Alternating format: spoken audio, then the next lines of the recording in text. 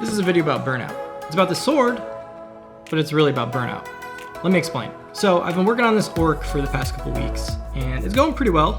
I'm making good progress, I'm enjoying it, I think he's pretty cool. The other night I sat down, and I go to work on him, and I just couldn't do it.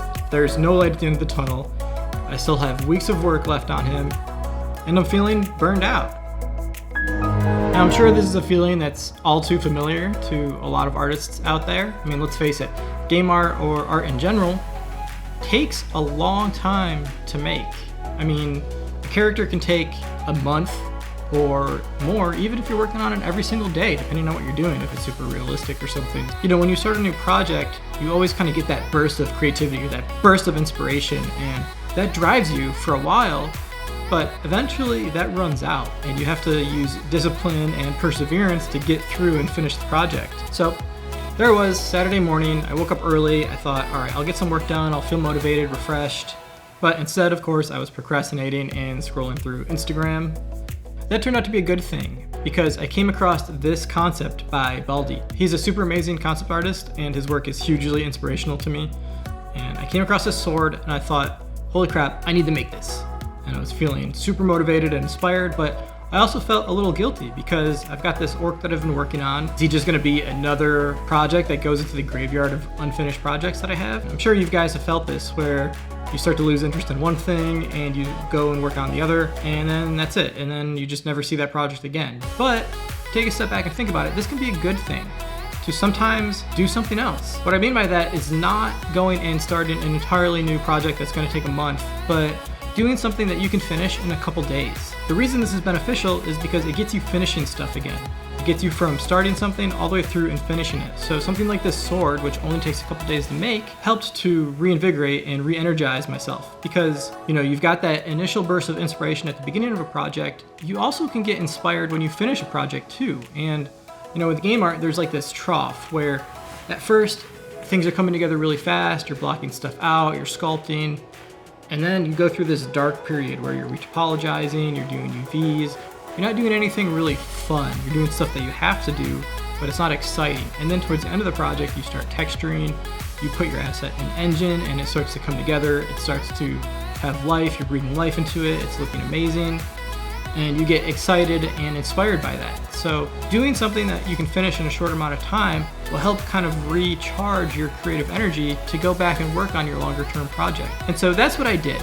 I challenged myself to finish the sword in one weekend, and that's what I want to share with you today. We're going to go through a time lapse, and we're going to talk a little bit about it. So let's put 48 hours on the clock and get to it.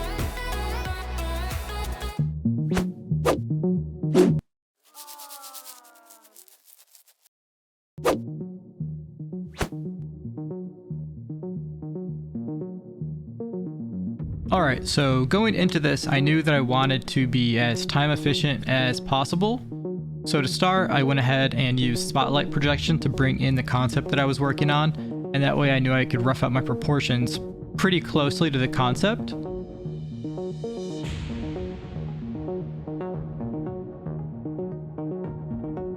I went ahead and started with a cylinder and used Z-modeler to block out the hill and the rough shapes, and then just used primitives to kind of block out some of the extra detail that was on the bottom. Dynameshed it all together, added some bevels, subdivided it, and then began sculpting.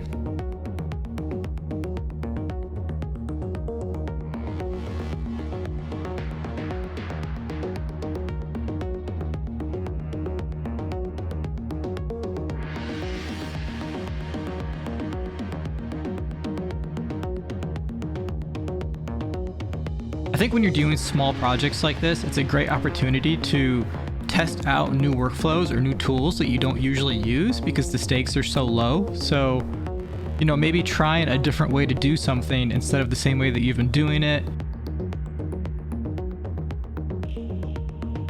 Or even just trying a different style. For example, for me, since I'm a stylized artist, and obviously the sword ended up stylized. If I wanted to go and do a more realistic character, say for like The Witcher or something, it might be better to start by doing a weapon or something more simple, just so I get used to how to texture, how to think about the proportions in ZBrush, that sort of thing, and do it on like a sword before jumping into a whole character, because it's very easy to get overwhelmed if you do it on a huge project. So by doing something small, you can kind of get yourself comfortable, and then a larger project would feel less daunting. In this case though, I just wanted to do something that was a break from what I had been doing. So I seen the sword, I thought it was super cool, shouted again to Baldi, and I just wanted to have some fun. I also really liked the hands that were coming out of the sword. I thought that was a neat touch, and that kind of still had some character art aspect to it, even though it is just a sword.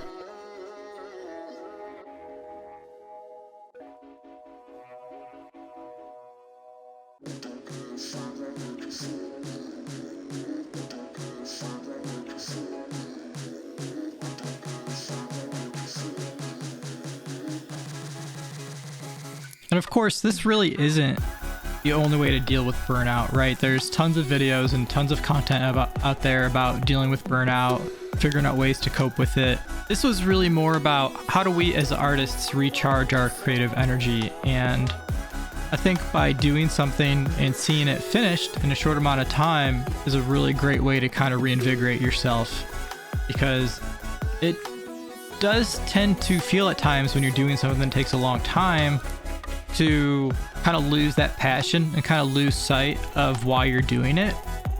When you see it to the end and you see all that effort and all that work finally come to fruition, it's really inspiring. And it's, for me, I constantly get motivated again when I see something that I've worked on for a long time in its completion. And so doing something small like this helps remind you that, hey, you are a great artist and you are someone who can do this.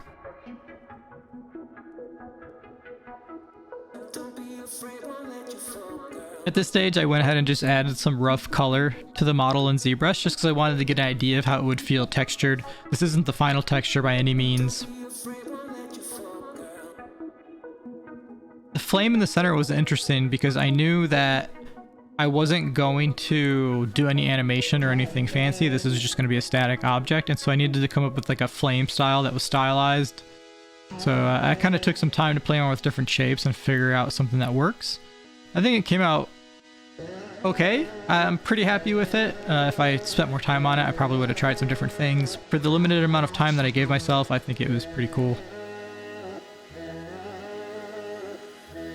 For retopology, I wanted to be as efficient as possible, so on the hands, I basically just Z-remeshed them down and then did a little bit of cleanup in Maya to optimize them. If I was fully doing this for production, I would probably remesh them by hand and reduce them a lot further than I did for this piece. And then for the blade, I just went ahead and did a quick retopo in TopoGun. I'm using TopoGun 3, which I think is still in beta, but I really like it as a tool. The retopology tool that I've been using for a long time, really making sure to capture some of those larger shape changes in the low poly, especially like the cutouts on the blade and some of the big crevices that are cut in. I wanted to make sure that those read in the low poly. That will just really help enhance the normal map.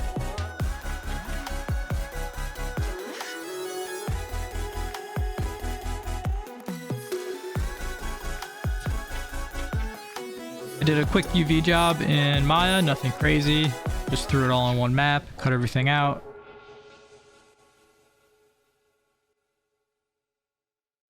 Afterwards, I went ahead and started texturing in Substance Painter. I went ahead and did a metal roughness workflow on this. Typically when I do stylized stuff, I do spec gloss, but I kind of wanted to see if I could do stylized stuff in a different workflow. And I think even at one point, I was starting to get frustrated and I restarted the texture in spec gloss and then decided to go back and work through it. And they both have their pros and cons. I think I would still stick to spec gloss for stylized stuff. You could make either workflow work, I think.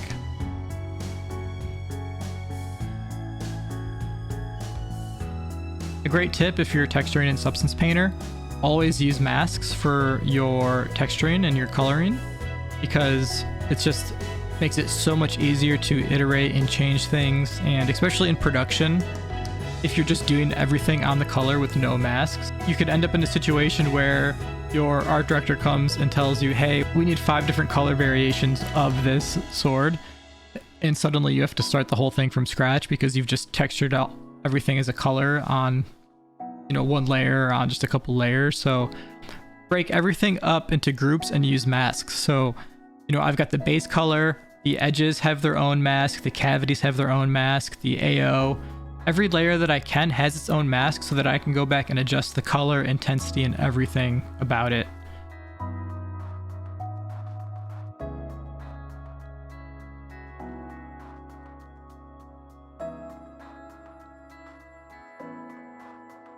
And after a couple intense sessions over the weekend, here's the final result.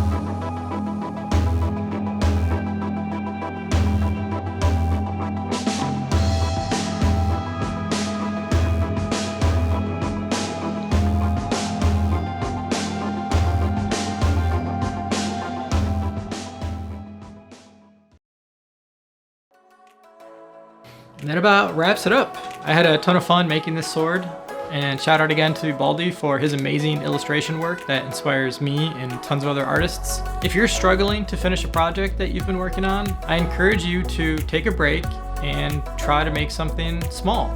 It could be a sword, it could be a simple prop, it could be a small diorama, just something that you can finish in a short amount of time, a couple days.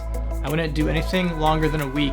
You really want to find something that you can finish within that initial burst of creativity and inspiration that you have when you're excited about a new piece. So don't do anything too crazy and get to it. Thanks again for watching this video, and I hope it helped you in some way.